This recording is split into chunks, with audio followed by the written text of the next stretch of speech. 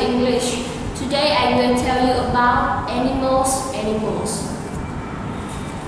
There are many kinds of animals. Elk run fast. Elk live in the mountain. Giraffe are tall. Giraffe have spots. Elephants are strong. Elephants have long trunks.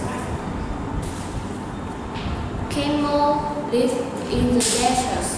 Camel can go without water for a long time.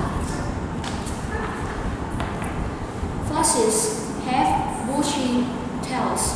Foxes live in holes in the ground.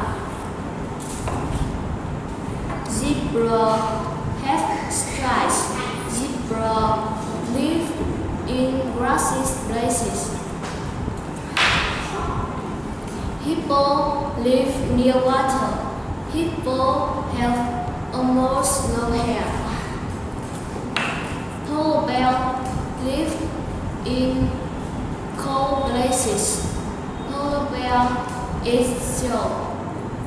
There are many kinds of animals. Goodbye, see you later.